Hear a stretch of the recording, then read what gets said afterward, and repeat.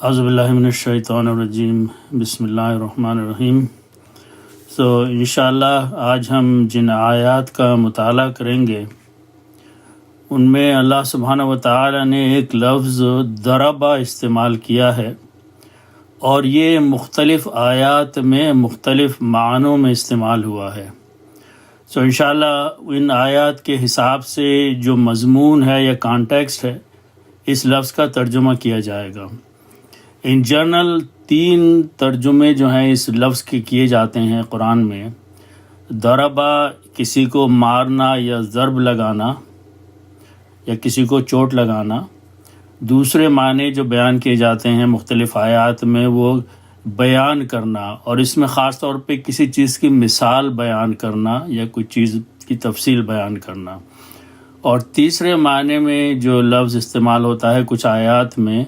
وہ سفر کرنا، چلنا پھرنا، کہیں جانا۔ تو ہم ترجمہ جو کریں گے یا جو کہ مفسرین نے اور ٹرانسلیٹرز نے ترجمہ کیا ہے، وہ کانٹیکسٹ کے مضمون کے حساب سے ترجمہ کیا ہے۔ ایک ہی ترجمہ سب آیات میں نہیں ہو سکتا۔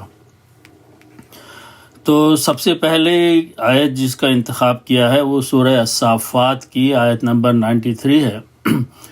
اور یہ کئی آیتیں ہیں جن میں اللہ سبحانہ و تعالی نے حضرت ابراہیم کے بارے میں ان کا جو بحث ہوئی تھی بت پرستوں کے ساتھ، اس کا تذکرہ فرمایا ہے۔ اور پھر ایک موقع ایسا آتا ہے کہ ابراہیم علیہ السلام نے ان کے بتوں کو توڑ دیا، اور پھر اس کے بعد کی بھی تفصیل ہے۔ تو ان ایک آیت جو 93 ہے اس میں یہ لفظ ضربن استعمال ہوا ہے، تو اس کی میں تشریح کروں گا انشاءاللہ۔ اللہ سبحانہ و تعالیٰ فرماتے ہیں فراغ علیہم ضربم بالیمین۔ تو پھر ابراہیم علیہ السلام نے یہ کیا کہ جب وہ بت پرست اپنے بت خانے میں موجود نہیں تھے تو وہ وہاں چلے گئے، اور وہاں جانے کے بعد فراغ جو ہے یعنی فارغ ہونے سے ہے کہ وہاں پہنچ گئے اندر، علیہم جو ہے ان کی طرف، اور یہ ان کی طرف یا ان پر جو ہے یہ بتوں کے بارے میں کہا جا رہا ہے۔ تو پھر انہوں نے وہاں کیا ضربم بالیمین، اپنے سیدھے ہاتھ سے ان کے اوپر ضرب لگانا شروع کر دی، ان کو مارنا شروع کر دیا، ان کے اوپر چوٹ لگانی شروع کر دی اور انہیں توڑ ڈالا۔ پھر اس کے بعد تذکرہ ہے آیات کا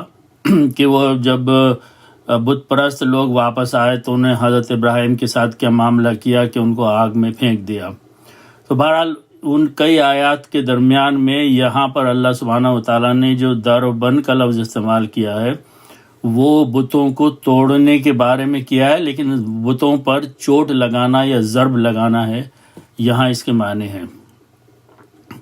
پھر اگلی آیت میں ہم چلتے ہیں، اس کے معنی سورہ الشعراء میں آیت نمبر 63 میں اللہ سبحانہ و تعالیٰ نے یہ لفظ حضرت موسیٰ کے بارے میں استعمال کیا ہے۔ تو پہلی جو آیت ہے 63، اس میں اللہ سبحانہ و تعالیٰ نے اس وقت کا بیان فرمایا ہے جب بنی اسرائیل مصر چھوڑ کے نکل رہے تھے حضرت موسیٰ کے ساتھ، اور سامنے سمندر آ گیا اور پیچھے جو تھی وہ فرعون کی فوج تھی۔ تو اللہ سبحانہ و تعالیٰ نے اپنا حکم نازل فرمایا فَأَوْحَيْنَا إِلَى مُوسَىٰ۔ اللہ فرما رہے ہیں کہ ہم نے وحی کی موسیٰ کی طرف۔ وحی کیا تھی؟ أَنِ اضْرِب بِعَصَاكَ الْبَحْرَ، یہ کہ ضرب لگا، مار، چوٹ لگا اپنے عصا کے ذریعے سے سمندر کے اوپر، یعنی اپنی لاٹھی کو سمندر پہ مار۔ تو اس سے کیا ہوا؟ جب انہوں نے یہ عمل کیا تو اللہ فرماتے ہیں فَانْفَلَقَا، تو وہ پھٹ گیا، سمندر پھٹ گیا،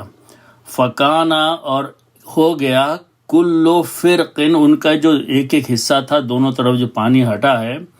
كَالطَّوْدِ الْعَظِيمِ، جیسے بہت بڑے بڑے پہاڑ ہوتے ہیں تو پانی بیچ میں سے ہٹ گیا اور اونچا ہو گیا، پہاڑوں کی شکل کی طرح دونوں طرف ہو گیا، اور بیچ میں جو ہے وہ راستہ ہو گیا تاکہ بنی اسرائیل وہاں سے گزر جائیں۔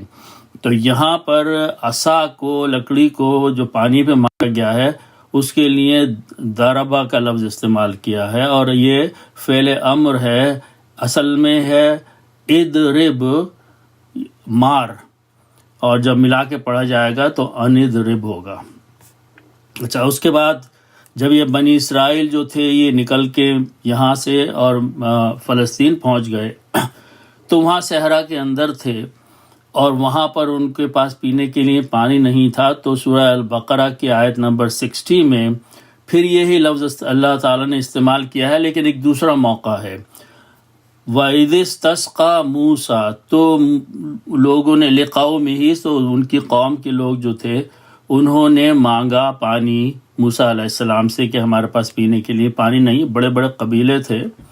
اور بہت لوگ تھے اور پانی وہاں کہیں میسر نہیں تھا، تو اللہ سبحانہ و تعالیٰ نے پھر حکم بھیجا موسیٰ علیہ السلام کو، فَقُلْنَا، تو ہم نے کہا، اور جب ملا کے پڑھیں گے تو فَقُلْ نَضْرِبْ، ہم نے ان سے کہا کہ مارو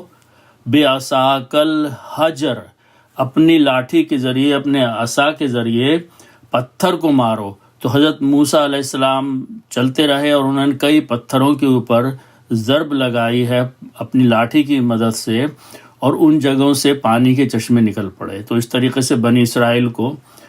پانی کا بندوبست ہو گیا۔ اچھا، اس کے بعد یہ لفظ ایک اور موقع پر قرآن نے استعمال کیا ہے، وہ ہے آیت نمبر 73 سورہ البقرہ کی۔ اس آیت کا بیک گراؤنڈ یہ ہے کہ وہاں پر بنی اسرائیل جو پہنچ چکے ہیں فلسطین میں، تو اللہ سبحانہ و تعالیٰ نے ان کو یہ حکم دیا کہ ایک گائے ذبح کرو۔ تو اس پر انہوں نے بہت سوالات کیے الٹے سیدھے حضرت موسیٰ سے،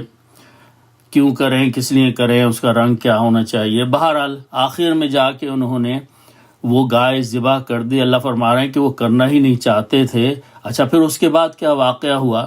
کہ ایک شخص نے دوسرے شخص کو قتل کر دیا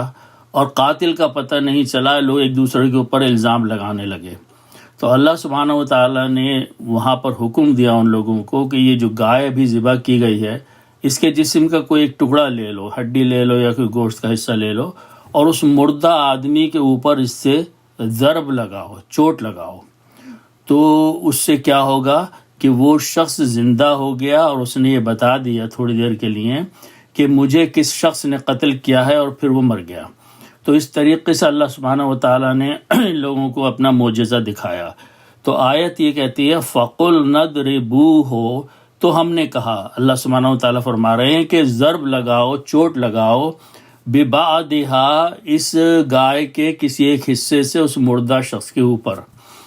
تو اس سے کیا ہوا؟ جب انہوں نے ایسا کیا تو کذالک، اللہ فرماتے ہیں وہ شخص زندہ ہو گیا، تو اس کی مثال دے کے فرما رہے ہیں کہ اللہ ایسے ہی مردوں کو زندہ کرے گا، کذالک یحیی اللہ الموتیٰ، اسی طرح سے اللہ مردوں کو زندہ کرے گا یا کرتا ہے۔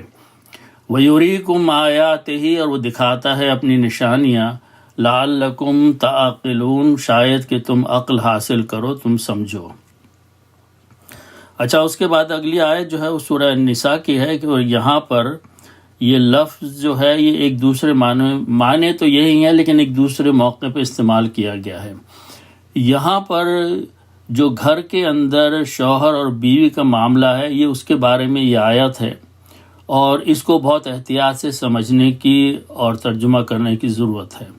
یہاں اللہ سبحانہ و تعالیٰ شوہر کو بتا رہے ہیں ان عورتوں کے بارے میں، یعنی سارے عورتیں نہیں ہیں، کسی گھر میں ایک آدھ، کسی میں ایک آدھ جو بیوی ہے یا عورت ہے، اس کا معاملہ یہ ہے کہ وہ بہت زیادہ بدگوئی کرنے والی ہے، بدخوئی کرتی ہے، بہت زیادہ نافرمان ہے، یا کچھ ایسی حرکتیں کرتی ہیں جس سے کہ گھر کی بدنامی ہوتی ہے محلوں میں، شہر میں۔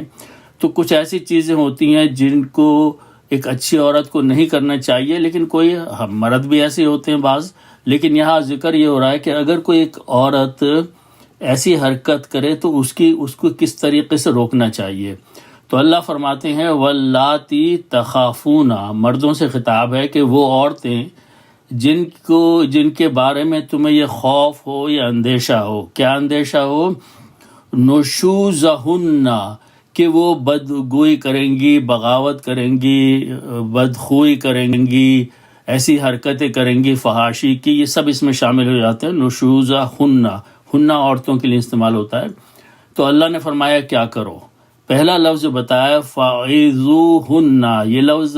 وعظ سے ہے، نصیحت کرنا. ان کو نصیحت کرو، ان کو سمجھاؤ کہ بھئی یہ بات صحیح نہیں ہے، یہ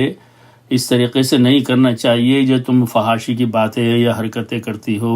ایک اچھی عورت نہیں کرنا چاہیے ایسے. پھر اللہ نے فرمایا کہ اب بھی اگر وہ نہیں سمجھتی ہے تو پھر ایک کام یہ کرو، وَهْجُرُوهُنَّ، یہ ہنہ وہی عورتوں کا ہے، اور یہ حجرہ کا مطلب ہے علیحدہ کرنا، ہجرت کا جو لفظ ہے. تو ان کو علیحدہ کر دو. کہاں علیحدہ کر دو؟ فی المضاجع، اپنے بستروں سے، یعنی تم کہیں اور سو، ان کو کہیں اور سونے دو. پھر بھی باز نہ آئے کہ ان کو تنہا چھوڑ دیا گیا ہے اور شوہر کی ناراضگی ان کے سامنے ہے، تو اللہ فرماتے ہیں وَضْرِبُوهُنَّ. یہاں بہت احتیاط سے ترجمہ کرنا ہے، معنی یہ ہوں گے کہ ان کو مارو. لیکن اس کے لیے علماء نے، مفسرین نے بہت ہی ہدایت دی ہیں کہ اگر انہیں تکلیف پہنچاؤ، کسی طریقے سے مارو سزا کے طور پہ یا کسی اور وجہ سے، تو کوئی ایسی چیز نہیں ہونا چاہیے کہ ان کو خون نکلے یا ان کے جسم پہ کوئی نشان آئے. اس قسم کی نصیحت کے طور پہ، جیسے بعض اوقات ہم چھوٹے بچوں کو مارتے ہیں، تو ان کو اس طریقے سے کہ انہیں یہ اندازہ ہو جائے کہ بھئی ہم جو کچھ کر رہی ہیں یہ غلط حرکتیں ہیں. تو یہاں پہ وَضْرِبُو، یہ جمع کا صیغہ ہے، معنی وہی ہیں ضربہ، ضرب لگاؤ، مارو، ہنہ، ان عورتوں کو جنہوں نے حرکت کی ہے. اچھا، لیکن اللہ نے فوراً اس کے بعد یہ فرما دیا کہ فَإِنْ أَطَعْنَكُمْ، اور اگر وہ اس بات کو مان لیں، تمہارے کہنے کو سمجھ لیں، تو پھر کوئی ایسی خامخواہ وجہ فَلَا تَبْغُوا، مت ڈھونڈو، عَلَيْهِنَّ سَبِيلًا، کہ خامخواہ ان کو تکلیف دینے کی، ایذا پہنچانے کی کوئی پھر ایسی ضرورت نہیں ہے، نہ کوئی وجہ ڈھونڈو، معاملہ ختم کر دو. اچھا، اس کے بعد چلتے ہیں، اس لفظ کو ایک اور طریقے سے اللہ سبحانہ و تعالی نے ضربہ کو استعمال کیا ہے سورہ آل انفال میں. یہاں آیت نمبر 12 میں اللہ سبحانہ و تعالی نے جنگ بدر کا واقعہ بیان فرمایا ہے. جنگ بدر کے بعد یہ آیت نازل ہوئی ہے، اور اس میں خاص طور پہ میں اس کو کوشش کروں گا سمجھانے کی. 2 آیتیں، اس کے بعد اگلی آیت کے حصے کو بھی شامل کیا جائے گا. تو ہوا یہ ہے کہ جنگ بدر میں شیطان نے جو مشرکین کفار جو مکے سے آئے ہوئے تھے، اور بدر کے مقابلے پہ بدر جو تھا اس کے مقام پر مسلمان پہنچ گئے تھے، اور وہاں جنگ ہو رہی تھی یا ہونے والی تھی. تو شیطان نے آ کے یہ بتایا، واللہ عالم کس طریقے سے، کفار سے کہ میں تمہارا مددگار ہوں. لیکن جب اس نے یہ دیکھا کہ اللہ کی مدد فرشتوں کی شکل میں آئی ہے، تو وہاں سے وہ پیر پلٹ کے چلا گیا. اچھا، اس کے بعد اللہ سبحانہ و تعالی نے فرشتوں کو جو حکم دیا ہے وہ اس آیت میں بیان کیا جا رہا ہے. پہلے تو اس آیت کا ترجمہ کرتے ہیں، پھر ایک اور پوائنٹ ہے. اللہ فرماتے ہیں اذ یوحی ربک، جب تیرے رب نے وحی کی، ارشاد فرمایا، الی الملائکۃ، فرشتوں سے، یعنی یہ فرشتے وہ ہیں جو کہ جنگ بدر میں موجود ہیں، اور ان کو حکم دیا جا رہا ہے. کیا حکم ہے؟ اللہ فرماتے ہیں انی معکم، میں تمہارے ساتھ ہوں، یعنی فرشتوں کے ساتھ ہوں. فثبتوا الذین آمنوا، تو پھر ایسا کرو کہ جو لوگ ایمان والے ہیں، یعنی وہ 313 جو وہاں پہ جنگ کرنے آئے ہیں، ان کے قدم مضبوط کر دو، ثابت قدم رکھو ان کو. تو میں کیا کروں گا؟ یہ تو وہ فرما رہے ہیں اللہ تعالیٰ فرشتوں سے. اللہ فرما رہے ہیں میں یہ کروں گا، سألقی فی قلوب الذین کفروا الرعب، تو جن لوگوں نے کفر کیا ہے، یعنی وہ کفار ہیں، ان کے دلوں میں رعب ڈال دوں گا، ہیبت ڈال دوں گا میں ان کے دلوں میں، اور وہ گھبرائیں گے بہت زیادہ. اچھا، پھر فرشتوں سے خطاب ہے، تم یہ کرو، فَضْرِبُوا، چوٹ لگاؤ، مارو. یہاں پہ لفظ ہے ضربہ. تو فرشتوں سے کہا جا رہا ہے کہ تم جو ہو چوٹ لگاؤ، مارو، ضرب لگاؤ، فوق الاعناق، ان کی گردنوں پر، وَضْرِبُوا مِنْهُمْ كُلَّ بَنَانٍ، اور چوٹ لگاؤ یا مارو، پھر وہی لفظ ہے، ان کو ان کی ہر پور پر، انگلی کے جوڑوں پر، ہر جگہ پر، یہ بنان جو ہے. تو مقصد یہ کہا جا رہا ہے کہ یہ ان کو اس طریقے سے ضرب لگاؤ، مارو. اچھا، اس پوائنٹ پر میں دوبارہ آؤں گا اگلی آیت کا ترجمہ کرنے کے بعد. اس سے ایک نئی چیز سامنے آتی ہے. سورہ الانفال کی آیت نمبر 50 میں اللہ سبحانہ و تعالیٰ فرما رہے ہیں کہ وَلَوْ تَرَا، اگر تم دیکھ سکو، اگر تم کوشش یعنی مثلا دیکھ تو نہیں سکو گے لیکن اگر تمہارے علم میں یہ بات لائی جائے، کیا اِذْ يَتَوَفَّى الَّذِينَ كَفَرُوا، وہ لوگ جنہوں نے کفر کیا ہے جب ان کو وفات دیتے ہیں، موت دیتے ہیں، الملائکۃ، فرشتے، تو فرشتے جو موت دینے کے لیے آتے ہیں دنیا میں، اور مرنے والا شخص جو کہ موت کے قریب ہوتا ہے اس کو موت دیتے ہیں، تو اللہ فرماتے ہیں کہ جن لوگوں نے کفر کیا ہے ان کے ساتھ وہ فرشتے کیا کرتے ہیں، یضربون وجوہہم، وہ مارتے ہیں یا ضرب لگاتے ہیں ان کے چہروں کے اوپر، وَأَدْبَارَهُمْ، اور ان کی پیٹھوں کے اوپر ضرب لگاتے ہیں، مارتے ہیں، وَذُوقُوا عَذَابَ الْحَرِيقِ، اور یہ کہتے ہیں کہ چکھو جلنے کا عذاب، یعنی اب آئندہ کی تمہاری جو مقام ہوگا وہ جہنم ہوگا۔ اچھا، یہ بات خیال رکھیے کہ یہ جیسے مثال کے طور پر ایک بہت زیادہ کافر نافرمان آدمی ہے، وہ بستر مرگ پر ہے اور اس کے چاروں طرف لوگ کھڑے ہوئے ہیں، تو جب اس کو موت کا وقت آ رہا ہے اور موت دی جا رہی ہے اور موت کے بعد فرشتے اس کو لے جا رہے ہیں، تو وہ اس کو ضرب لگاتے ہیں، مارتے ہیں چہروں پہ اور پیٹھوں پہ، لیکن جو لوگ کھڑے ہوئے ہوتے ہیں چارے ان کے علم میں یہ بات نہیں آتی ہے، اور صورت حال ایسی ہوتی ہے کہ غالباً سانس نکل چکی ہوتی ہے، تو جب ضرب لگائی جا رہی ہوتی ہے وہ شخص کچھ کہہ بھی نہیں سکتا، اس لیے کہ وہ تو مردہ ہو چکا ہے، لیکن اگر وہ روح کو لے جایا جا رہا ہے اور اس کو تکلیف دے کے لے جایا جا رہا ہے تو یہ منظر اس وقت کا ہے۔ تو اب میں پچھلی آیت میں جاتا ہوں کہ وہاں بھی اللہ تعالیٰ نے فرمایا کہ بدر میں فرشتوں سے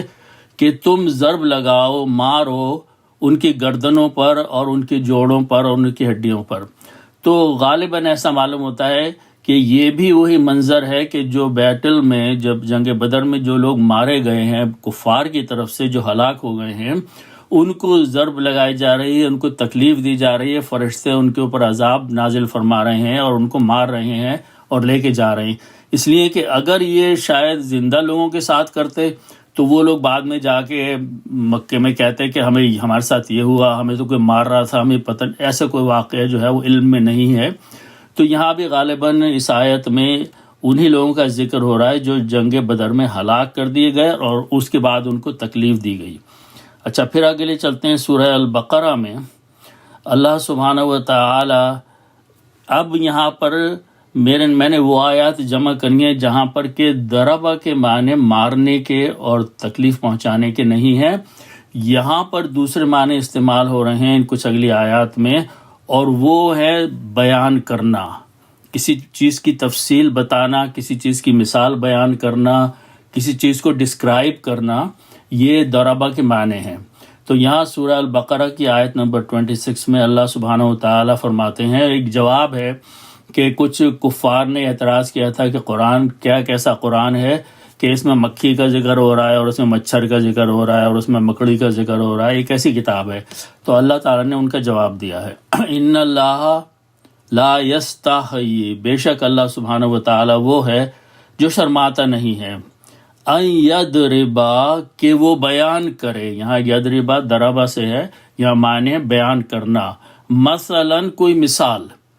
ما بعودتن، چاہے وہ ایک مچھر ہی کی کیوں نہ ہو، فما فوقہا، یا اس سے بھی کوئی چھوٹی چیز کی ہو۔ تو یہاں پر ضربہ کے معنی جو ہیں وہ بیان کرنا، مثال بیان کرنا، کوئی واقعہ بیان کرنا، اس میں استعمال ہو رہے ہیں۔ پھر اگلی آیت دیکھتے ہیں ہم سورہ ابراہیم میں، اللہ سبحانہ و تعالیٰ نے پھر یہی لفظ استعمال کیا ہے ضربہ، اور یہاں جو معنی ہے وہ یہی ہے کہ مثال بیان فرمانا۔ الم ترا، اللہ فرماتے ہیں کیا تم نے نہیں دیکھا یا تمہارے علم میں نہیں آیا، کیفا ضرب اللہ، کہ کیسے اللہ بیان کرتا ہے، مثلا مثال، کس بات کی مثال، کلمتن طیبتن، ایک کلمے کی جو پاک اور عمدہ کلمہ ہے، اس کی مثال کیسی ہے، کشجرتن طیبتن، اس کی مثال ایک ایسے درخت کی ہے جو بہت پاک درخت ہے، اصلها ثابتن، اس کی جو شاخیں ہیں وہ تو آسمان میں پہنچ رہی ہیں، اور اس کی جڑیں جو ہیں وہ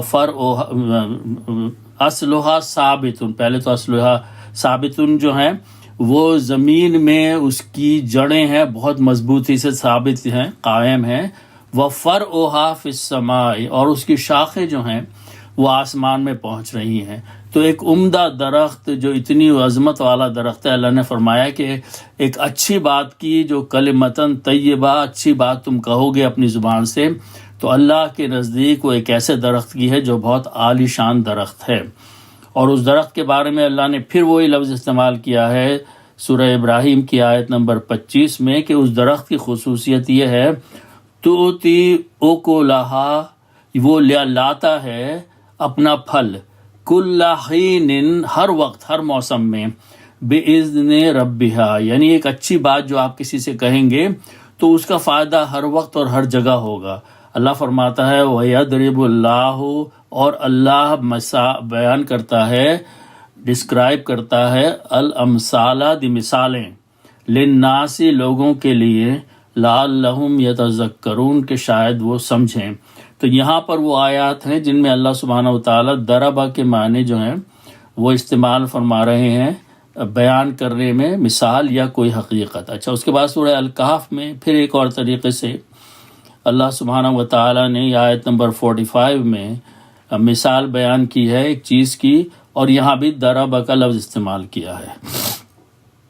تو اللہ سبحانہ وتعالیٰ فرماتے ہیں قرآن کی اس آیت میں وَضْرِبْ لَهُمْ،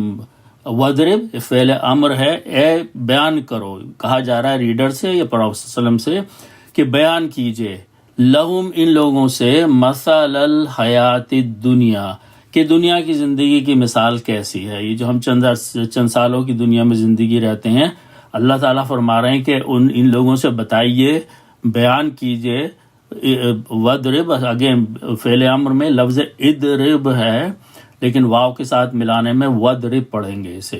تو دنیا کی زندگی کی مثال کیسی ہے؟ کماء، ایسے جیسے کہ انزلناہ من السماء، پانی، بارش کا پانی جو ہم نے نازل کیا، یہ ہم نے نازل کیا ہے آسمان سے، تو کیا ہوا؟ فاختلط بہ نبات الارض، تو پھر ہوا یہ کہ وہ پانی جو ہے وہ زمین کے اندر چلا گیا، وہاں پہ مثال کے طور پہ کوئی نبات یا کوئی بیج پڑے ہوئے ہیں، اس کا ساتھ اس کا کامبینیشن ہو گئی، ہے نا، اور پھر ہوا یہ کہ فَأَصْبَحَ حَشِيمًا تَذْرُهُ الرِّيَاحُ، اور پھر یہ ہوا کہ زمین میں سے کچھ پیداوار ہوئی، نبات نکلے، اس کے بعد وہ فصل ٹوٹ گئی، فصل کٹ گئی، چورا چورا ہو گئی، تو ہوا جو ہے اسے اڑائے پھرتی ہے۔ تو یہ دنیا کی زندگی کی مثال ہے، بس اتنی سی مثال ہے کہ اوپر سے پانی برسا، کچھ بیج پڑے ہوئے تھے، ان کے ساتھ پودا نکلا، تھوڑے عرصے پودا رہا وہاں پہ، اس کے بعد وہ کٹ گیا، سوکھ گیا، خشک ہو گیا، چورا ہو گیا، گھاس بن گیا، اور اس طرح سے کہ اس کو ہوا اڑائے پھرتی ہے۔ بس یہی دنیا کی زندگی کی مثال ہے۔ اللہ فرماتے ہیں وَكَانَ اللَّهُ عَلَىٰ كُلِّ شَيْءٍ مُقْتَدِرًا، اور بے شک اللہ سبحانہ وتعالی ہر چیز پر مکمل اقتدار اور قدرت رکھنے والا ہے۔ پھر سورہ الحج میں اللہ سبحانہ وتعالی نے آیت نمبر 73 میں پھر مثال بیان فرمائی ہے۔ یہاں پر ایک اور ہی مثال بتائی ہے دنیا کی زندگی کی، اور ان لوگوں کی جو اللہ کو چھوڑ کے اس کی سوا دوسری چیزوں کو معبود بناتے ہیں، کہ ان کی مجبوری اور بے بسی کا کیا عالم ہے۔ ان کے آگے لوگ سجدہ کرتے ہیں، ان کے آگے دعائیں مانگتے ہیں، ان سے توقع رکھتے ہیں، یہ جھوٹے معبود اور خدا اور بت جو ہیں۔ اللہ فرماتے ہیں یا ایھا الناس، اے وہ لوگو، ضربا، بیان کی جاتی ہے، یہ فعل مجہول ہے، بات بتائی جاتی ہے، مثال کے طور پہ، فاستمعوا، سو تم غور سے اس بات کو سنو، لہو، اس بات کو، ان الذین تدعون من دون اللہ، یقیناً وہ لوگ جو کہ پکارتے ہیں اللہ کے سوا دوسروں کو، جو معبودوں کو، جھوٹے بتوں کو اور ان چیزوں کو پکارتے ہیں، ان کی عبادت کرتے ہیں، اللہ فرماتے ہیں ان کے بارے میں سوچو، لن یخلقوا ذبابا، یہ تو وہ چیزیں ہیں، بت رکھے ہوئے ہیں وہاں پر جھوٹے، کہ وہ تو ایک مکھی بھی نہیں پیدا کر سکتے، ولا وجتمعوا لہو، اور اگر سارے کے سارے بت جو ہر جگہ دنیا بھر میں رکھے ہیں وہ سب اکٹھے ہو جائیں تو وہ جمع ہو کر بھی ایک چھوٹی سی مکھی نہیں پیدا کر سکتے۔ یہی نہیں، ان کی مجبوری کا یہ عالم ہے، وَإِن يَسْلُبْهُمُ الذُّبَابُ، اور اگر مکھی کوئی چیز ان کے آگے سے اٹھا کے لے جائے، مثال کے طور پہ جو عبادت کرنے والے ہیں انہوں نے مٹھائی لا کے بت کے سامنے رکھ دی، اب وہ بت تو کچھ بھی نہیں کر سکتا، یہاں تک کہ اگر کوئی مکھی اس مٹھائی کو تھوڑا سا اٹھا کے لے جائے تو وہ اس کو واپس بھی نہیں لے سکتے۔ تو ایسی مجبوری والی چیزیں ہیں، یہ بت جو تم نے بنا رکھے ہیں اور ان کی عبادت کر رہے ہیں، ان کی تو مجبوری کا یہ عالم ہے کہ وہ تو کچھ بھی نہیں کر سکتے۔ تو بس یہ غور کرو، سوچو، اس مثال کے اوپر لوگوں سے بتایا جا رہا ہے کہ لا یستنقذوہ منہ، وہ تو اس مکھی سے کچھ واپس بھی نہیں لے سکتے وہ چھوٹی سی مٹھائی۔ اللہ فرماتے ہیں ضعف الطالب والمطلوب، جو شخص مدد مانگ رہا ہے وہ بھی ضعیف ہے، والمطلوب جس سے مدد مانگی جا رہی ہے وہ بھی بالکل ضعیف ہے، ان کی کوئی حیثیت نہیں ہے، کوئی قدر نہیں ہے۔ اچھا، اس کے بعد اب ہم 2 آیات ایسی دیکھیں گے جن میں اللہ سبحانہ و تعالیٰ نے ایک تیسرے معنی استعمال کیے ہیں لفظ ضربہ کے، اور وہ معنی ہیں سفر کرنا، ٹریول کرنا، یا کہیں سے ایک جگہ سے دوسری جگہ جانا۔ تو اس میں سورہ البقرہ کی آیت نمبر 273 میں اللہ سبحانہ و تعالیٰ فرماتے ہیں لِلْفُقَرَاءِ الَّذِينَ اُحْصِرُوا فِي سَبِيلِ اللَّهِ، یہاں پر لوگوں کو تعلیم دی جا رہی ہے کہ جو فقراء ہیں، جو غریب لوگ ہیں، جو حاجت مند لوگ ہیں، وہ لوگ ہیں جو احصروا فی سبیل اللہ، وہ سفر نہیں کر سکتے اس لیے کہ وہ معذور ہیں بڑھاپے کی وجہ سے یا کسی اور وجہ سے، تو فی سبیل اللہ، اللہ کی راہ میں بھی نہیں نکل سکتے، یعنی کچھ کمانے کے لیے بھی نہیں نکل سکتے، کچھ نہیں کر سکتے۔ اللہ فرماتے ہیں للفقراء، وہ فقراء ہیں تو ان کے اوپر خرچ کرو، ان کی مدد کرو، اس لیے لا یستطیعون، وہ استطاعت نہیں رکھتے، ان میں ایبلٹی نہیں ہے، دربن فی الارض، کہ وہ زمین پر سفر کریں، یا دربن کا لفظ ہے سفر کرنے کے لیے، ایک جگہ سے دوسری جگہ جانے کے لیے ہیں، وہ مجبور ہیں، معذور ہیں، اس وجہ سے وہ زمین میں سفر نہیں کر سکتے اور ذریعہ معاش نہیں کما سکتے، تو ان کی مدد کیا کرو۔ اچھا، پھر اگلی آیت جو ہے وہ سورہ آل عمران کی ہے، اس میں بھی اللہ سبحانہ و تعالیٰ نے لفظ ضربہ جو ہے وہ استعمال کیا ہے سفر کرنے کے بارے میں۔ یا ایھا الذین، اللہ خطاب کر رہے ہیں ان لوگوں کے لیے آمنو، جو ایمان لے آئے، اے وہ لوگ جو ایمان لے آئے، لا تکونوا، مت ہو، کالذین کفروا، ان لوگوں کی طرح سے جنہوں نے کفر کیا۔ یہ کیا واقعہ بیان کیا جا رہا ہے یہاں پر؟ کچھ مسلمان جو تھے وہ اسلامی فوجوں کے ساتھ مدینہ کے زمانے میں سفر کر کے دوسرے مقامات پر جنگ کرنے کے لیے گئے تھے، وہاں کچھ شہید بھی ہوئے تھے۔ تو کفار نے وہاں پر جو باقی پیچھے بیٹھے ہوئے تھے انہوں نے کہا اپنے بھائی بندوں کے بارے میں کہ اگر یہ لوگ ہمارے پاس بیٹھے رہتے اور سفر نہ کرتے، جنگوں میں نہ جاتے، تو یہ مارے نہ جاتے، نہ قتل کیے جاتے۔ یہ بات انہوں نے کہی تھی، تو اللہ سبحانہ و تعالیٰ اس پر جواب دے رہے ہیں کہ یا ایھا الذین آمنو، اے وہ لوگ جو ایمان لائے، لا تکونوا کالذین، مت ہو ان لوگوں کے بارے میں جنہوں نے کفر کیا۔ انہوں نے کیا کہا؟ وقالوا لاخوانہم، یہ انہوں نے کہا اپنے بھائی بندوں کے بارے میں، اذا ضربوا فی الارض، جب انہوں نے سفر کیا زمین پہ، او کانوا غزاً، اور یا وہ گئے جہاد کرنے کے لیے۔ تو یہاں لفظ ضربوا جو ہے وہ سفر کرنا، جنگ کے لیے ایک جگہ سے دوسری جگہ جانے کے لیے استعمال ہوا ہے۔ تو اس پر اعتراض کیا کفار نے، تو اللہ نے فرمایا مسلمانوں سے کہ انہوں نے جو کچھ کہا ہے انہوں نے کہا ہے، لیکن تم ایسی بات نہیں کرو، اس لیے کہ وہ جنگ میں جانے والوں کا، سفر کرنے والوں کا مقام کچھ اور ہے۔ انہوں نے یہ کہا لو کانوا عندنا، اگر یہ لوگ ہمارے دوست رشتہ دار ہمارے پاس ٹھہرے رہتے،